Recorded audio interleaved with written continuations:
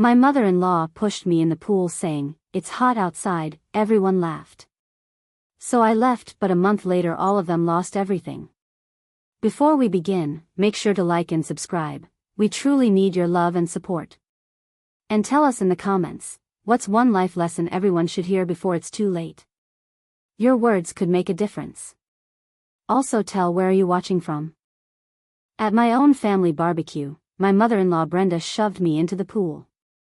I was holding a glass of iced tea, and everyone laughed like it was a sitcom. I couldn't swim, I choked on water while my husband, David, watched. In that terrifying moment, I realized if I didn't save myself, no one else would. They didn't know that one push would unravel every lie they built their lives on. A month later, they lost everything, because I made sure of it.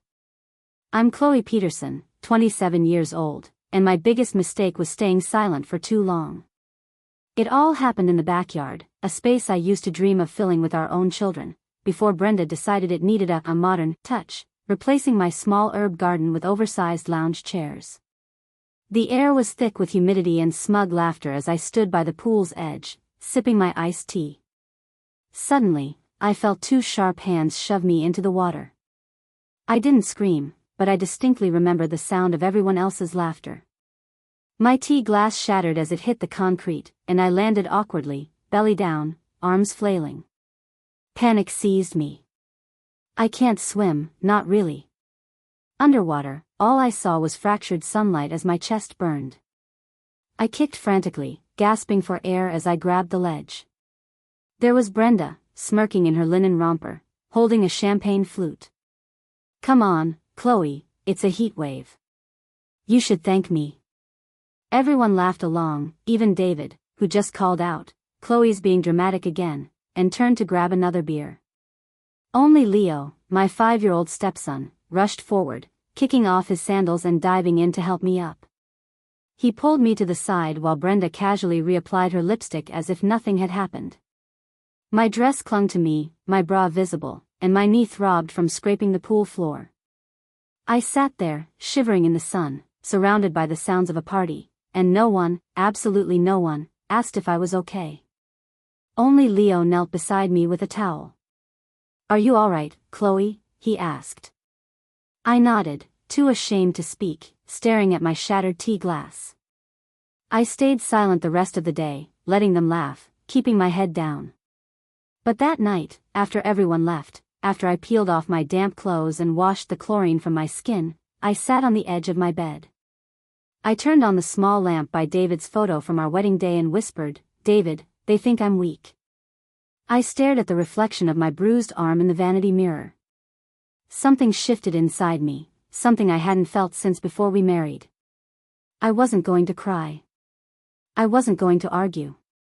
I was going to remember everything, every single detail. And I was going to take it all back, quietly, carefully, and with the kind of patience only a humiliated woman can master. The bruise on my arm turned yellow by the second day, and my right knee still ached, but I didn't mention it to David, or Brenda, or even to Leo when he texted asking how I was feeling. I simply replied, "Fine, thanks for asking." That morning, Brenda invited me to brunch as if nothing had happened. I wore long sleeves despite the 87-degree heat.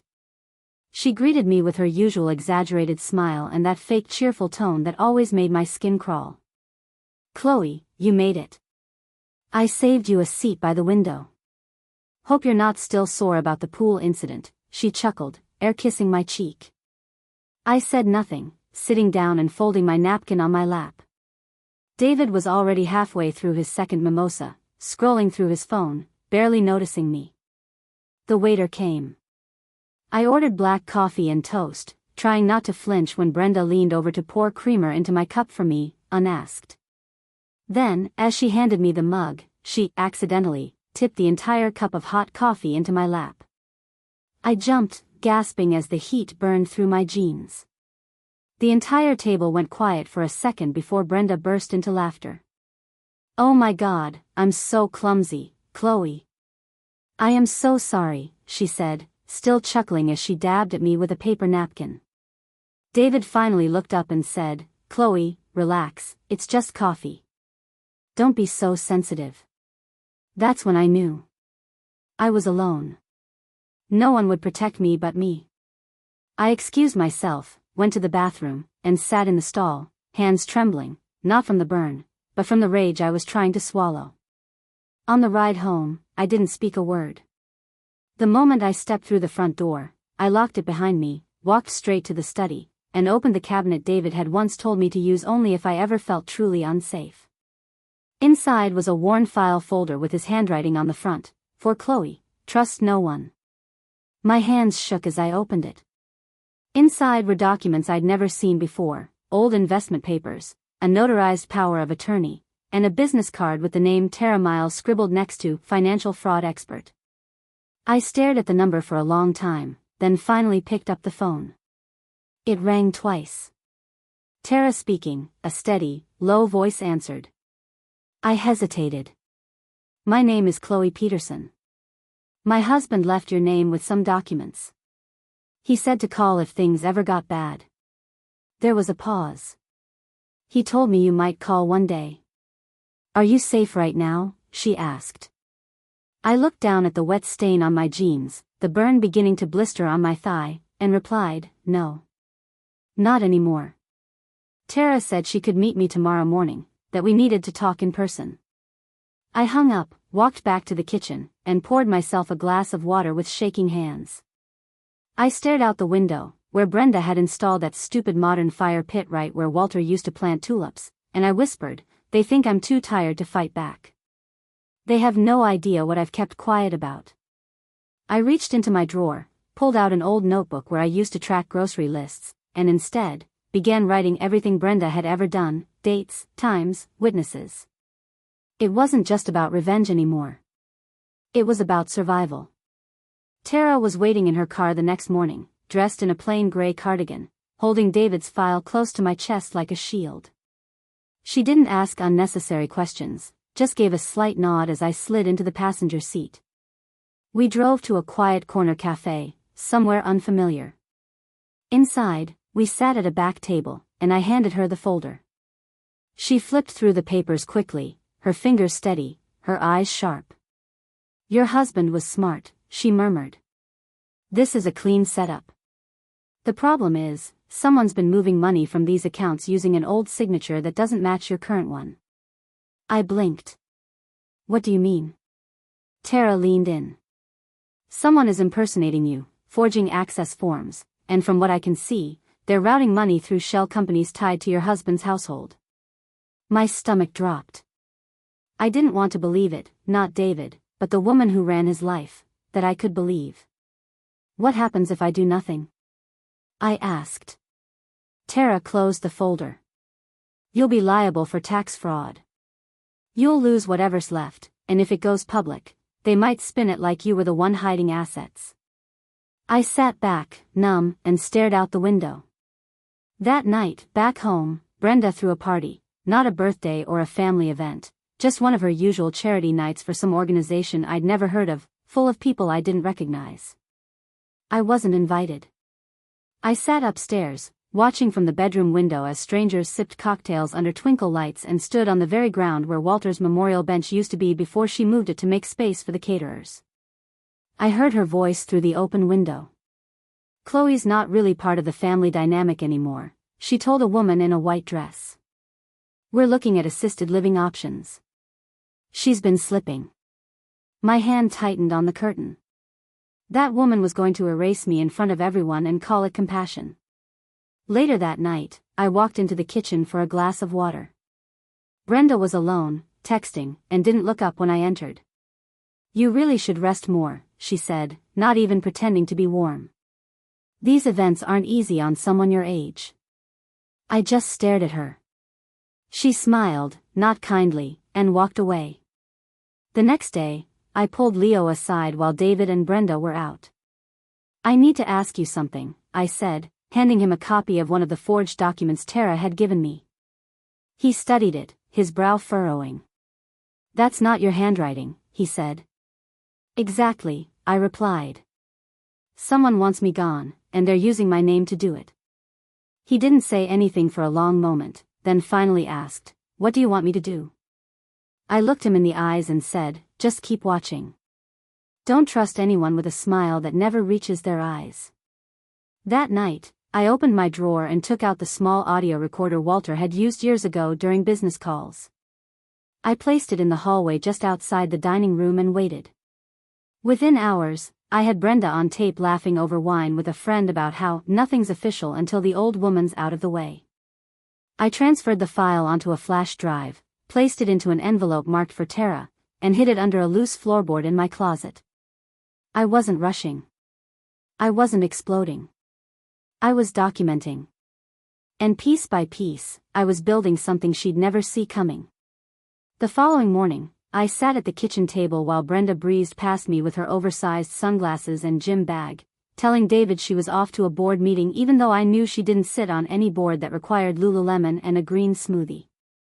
I waited until I heard the garage door close before calling Tara. We met again, this time in the office of a lawyer she trusted. The building was small but clean, and her tone was different, firmer, more urgent.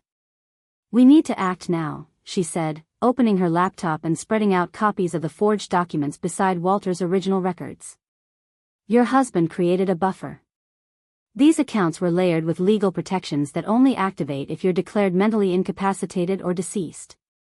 Brenda's trying to fast-track both options, legally and otherwise." I didn't flinch. I just nodded and said, "Tell me what I have to do." Tara explained that the power of attorney Walter left behind was never revoked, meaning I still had full control over several dormant trusts Brenda had no idea existed. "If we can reactivate those accounts and tie the forged activity back to her, we can freeze her access and trigger an investigation," she said. I listened carefully, heart steady, fingers wrapped tightly around my wedding ring. "And if I don't act fast?" I asked. "Then the IRS will assume you were part of the scheme," she said. "They'll come for you first." That night, I returned home and walked straight into my bedroom, locking the door behind me. I pulled out the dusty fireproof box where Walter kept our most personal documents and found the handwritten instructions he'd left nearly 15 years ago. "If anyone ever tries to force you out, don't argue. Activate the backup accounts and call Tara. Trust her." I followed every step. I logged into an old terminal website, verified my identity using security questions no one else could ever guess, my childhood dog's name, Walter's old license plate, the name of the street we first lived on, and watched the dormant accounts flicker to life on the screen. I didn't touch the money, I only flagged suspicious transfers Tara had already spotted and logged out. Then I returned to my notebook and added a new section, every bank notification Brenda had forwarded to David's phone, every receipt I'd seen her shred, every statement she'd claimed was a glitch. I wrote it all down. Meanwhile, Brenda acted like nothing was changing. She spent her days lounging by the pool she nearly drowned me in, taking calls on speakerphone where I could hear her talking about cleaning up the estate and throwing snide comments about early onset confusion within earshot. But I said nothing. Instead, I met with Tara one last time and gave her the flash drive containing the audio from the hallway recorder. Tara listened, paused it halfway through, and said, "This is more than enough to trigger a preliminary case. You just need to hold steady." I left the meeting with my shoulders square for the first time in months. But as I walked back through the door that night, I saw Brenda waiting at the kitchen island, a glass of wine in her hand and that polished smile fixed on her face. "You've been out a lot lately," she said, voice light, eyes sharp. "Feeling restless?" I smiled back just as politely. "Actually, no. I've never felt more focused." I poured myself some water and didn't blink when she said, "Maybe we should talk about you moving into a care facility. Just something smaller, easier, quieter. You've done enough." I met her eyes and replied, "You're right. I've done more than enough."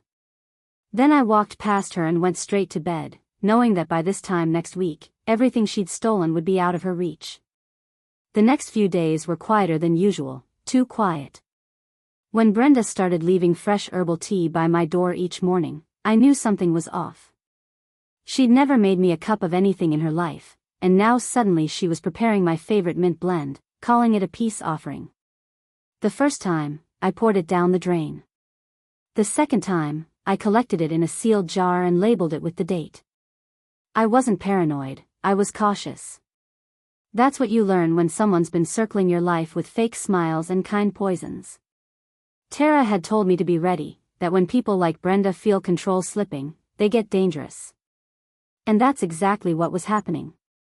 One night, I pretended to be asleep and left the hallway door slightly cracked, audio recorder hidden just out of sight. Around 2 a.m., I heard the doorknob twist, soft feet padding in, and then the unmistakable sound of Brenda standing over me, breathing. She didn't say anything this time, just stayed there for a full minute before walking out again. That was enough. I sent the recording to Tara the next morning with the message, "She's escalating." By then, Tara had already filed the preliminary complaint with the state's financial crimes unit, and the documentation we'd compiled was enough to freeze the key assets tied to the forged accounts. We didn't need the trust money, we just needed it blocked so Brenda couldn't bleed it out any further. That same afternoon, David got a call from their bank asking to verify some flagged activity, and I watched from the living room as he argued on the phone, turning red-faced, shouting, "What do you mean, the account's frozen?" while Brenda tried to calm him down, blaming a clerical mix-up. Leo came home later that day, and I pulled him aside into the garage, where I showed him the sealed tea jars, the audio clips, and the latest receipts Brenda had been stashing behind the washing machine, luxury spending hidden in my name. He looked at them all, silent, and then said, "We need to go to the police." I nodded, but not yet. "One more move," I told him. "Let her make one more mistake." And she did. The next night, she came into my room while I was sitting in bed reading. She stood by the door with another cup of tea and said, "I just want things to be easy for everyone." I looked up at her, calm. "Do you?" I asked. She walked in, set the cup on my nightstand, and leaned in, too close. "You've had a good life. Don't make it ugly at the end." Then she smiled, turned, and left. I waited until I heard her footsteps fade, then picked up the cup with gloves, poured it into another jar, and packed it with the others. The next morning, I gave everything to Tara, who passed it to law enforcement with a formal statement. That afternoon, Leo caught her in the garage shredding documents, real estate transfer papers she didn't want traced. I knew then that the facade was crumbling. David still didn't believe it. He wanted to believe his mother was stressed, misunderstood, overwhelmed. But when the doorbell rang the following night and two plainclothes agents handed me a copy of the protective order they'd filed against her for attempted elder abuse and financial fraud, I saw the panic in his face. I turned to him slowly, calmly, and said, "You married into a family where someone thinks a dead woman can't testify. You think she just wanted peace?" He didn't answer. He just sat down at the kitchen table, hands shaking, while Brenda screamed in the driveway that this was all some twisted mistake. But it wasn't. It was finally the start of something real, something I was in control of again. The morning after the agents delivered the protective order, everything inside the house felt thinner, like the walls themselves were holding their breath. David barely spoke to me, didn't ask questions, just walked around stiff and glassy-eyed like someone trying to keep a ship afloat while pretending it wasn't sinking. Brenda, on the other hand, was all theater, wide eyes, soft sobs, and frantic whispers on the phone about lawyers and family betrayals. But even she knew something irreversible had shifted. I stayed quiet, watched, waited, and made sure every step I took was deliberate. That afternoon, Leo came home early from campus and pulled me aside. "Grandma," he said, keeping his voice low, "the media's outside. There's a car parked across the street, a guy with a camera." I peeked through the blinds and saw the unmarked van, someone sitting inside holding a telephoto lens. "They're starting to cover it," he added. "They're calling it a quiet scandal, hidden elder abuse, financial deception." I nodded once. I didn't need headlines, I just needed truth. Then it happened faster than I expected. Just before dinner, two agents returned, this time with a court order and a small team from the financial crimes unit. They walked through the front door without apology, presented paperwork to David, and informed him that several accounts under his and Brenda's names had been flagged for unauthorized activity involving stolen personal data. I watched David's hands shake as he read the documents, mouthing the words but not understanding them. Brenda came flying down the stairs in a robe and wet hair, shouting, "You can't just come in here. This is harassment."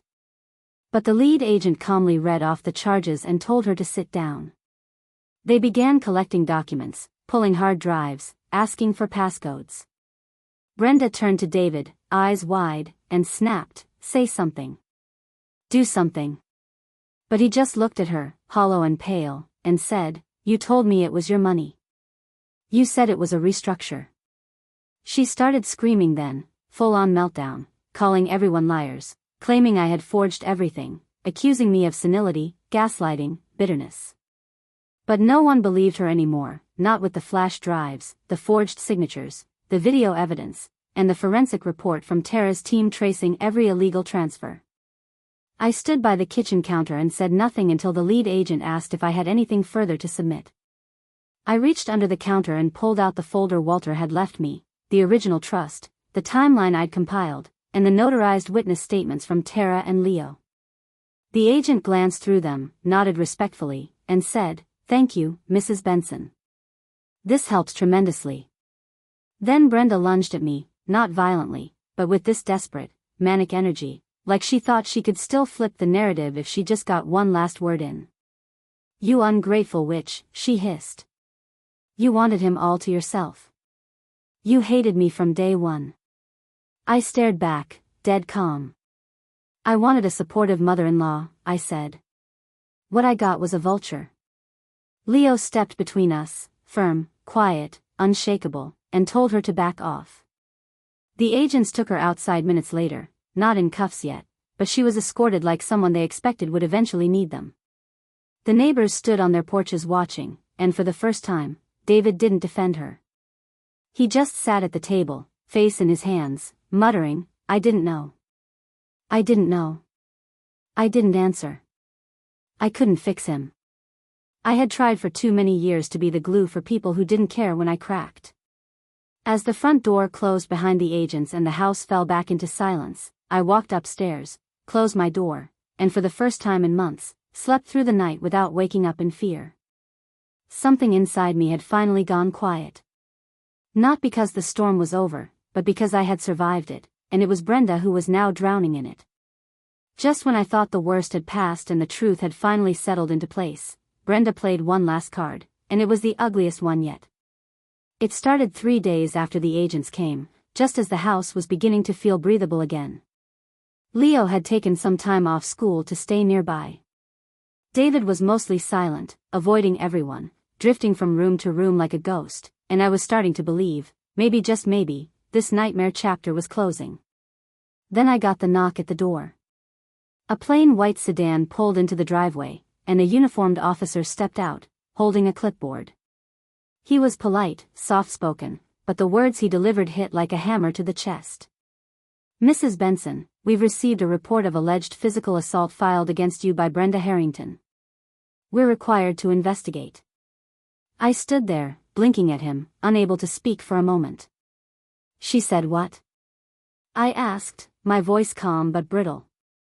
He explained that Brenda had submitted photographs showing a bruise on her arm, claimed I had become increasingly unstable, and accused me of pushing her down during an argument 2 nights before the investigation began. I laughed, not loud, not wild, just a short, bitter sound that barely left my throat. I invited him in, sat at the table, handed over copies of the protective order, audio recordings, notarized financial reports, and the security logs showing she hadn't even entered my room or come near me on that night. He read them all slowly, apologized for the disruption, and promised to note the contradictions. But the damage was already done. That night, the local gossip pages picked up the headline, "Wealthy Widow Accused of Assaulting Mother-in-Law Amid Financial Scandal." The next day, Brenda posted a video to social media, sitting in some neutral-looking office with red eyes, saying, "I've always tried to care for Chloe like my own daughter, but lately she's been erratic, paranoid. I never wanted this to go public, but I'm scared for my family." The comments poured in, strangers saying they knew the type, accusing me of playing the victim, calling me jealous and bitter. I could barely breathe reading them. David refused to talk about it, and for a full day, I feared he might actually believe it. But then Leo stepped up again. He gathered everything, time-stamped video clips, internal home security logs, even text messages from Brenda that contradicted her statement, and brought them to the detective himself.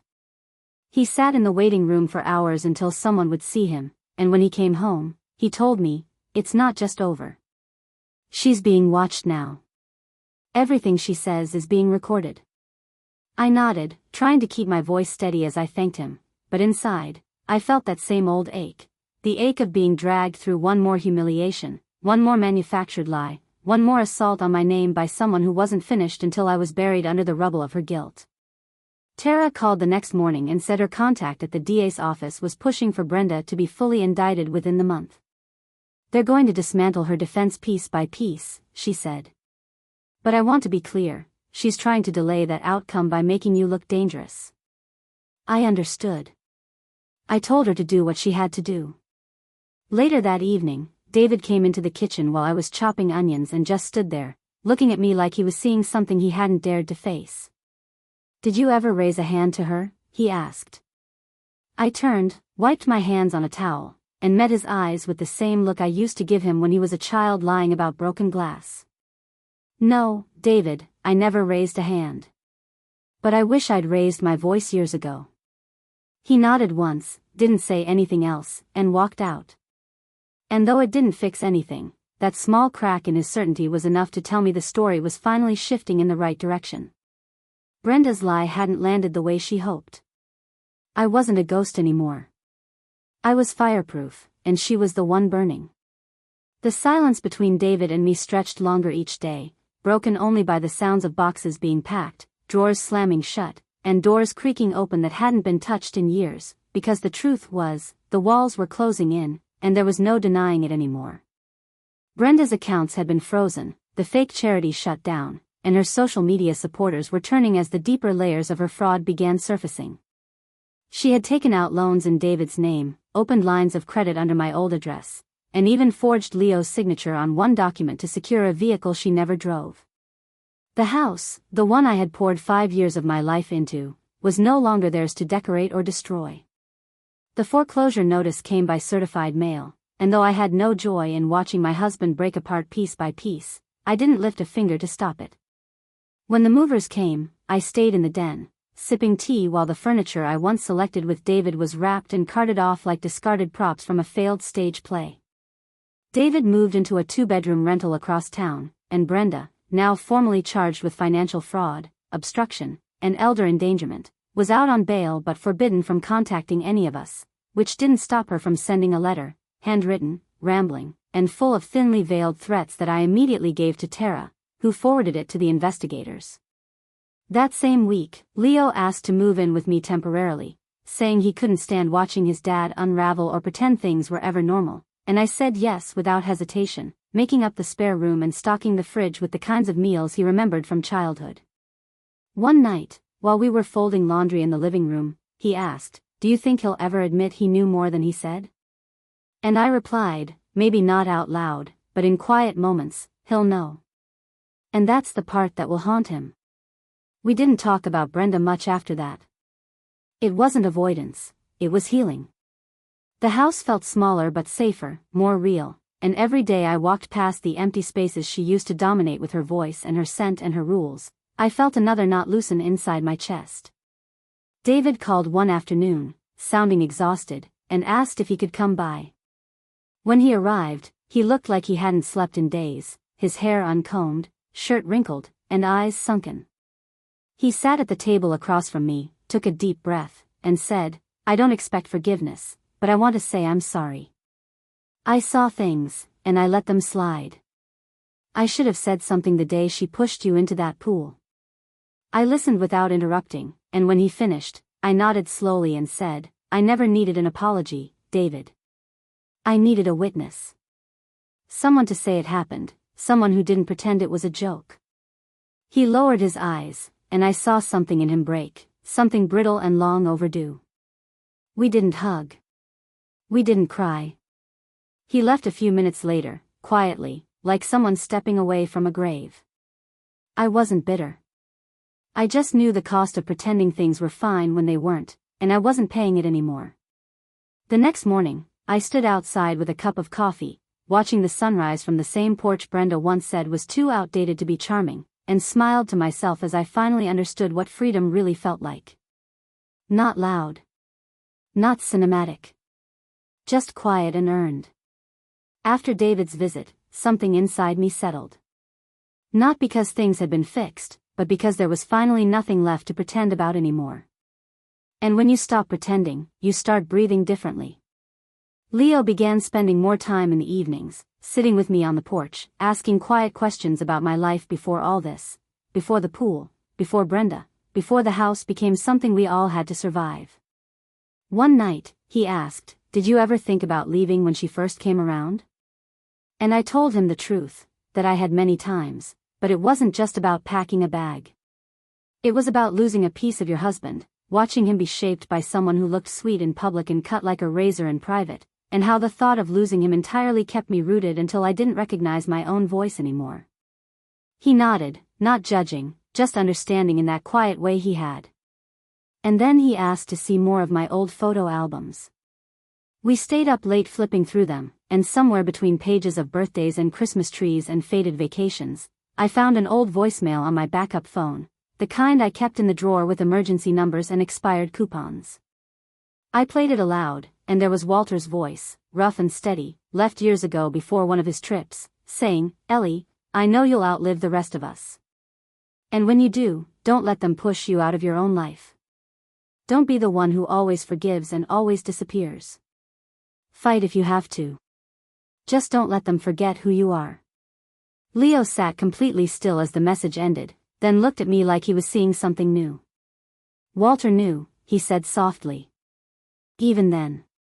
I nodded, too choked up to speak. The next day, we drove to the local veteran center Walter used to volunteer at every other Thursday, and I handed them a quiet donation, one of the first things I did with the unlocked funds now safely in my name. Not because I needed to make a show of anything, but because that was where our marriage had always lived best, in quiet service, in dignity. The coordinator, a woman in her 50s with strong hands and soft eyes, recognized Walter's name immediately, and she hugged me without asking questions. "We've missed him," she said.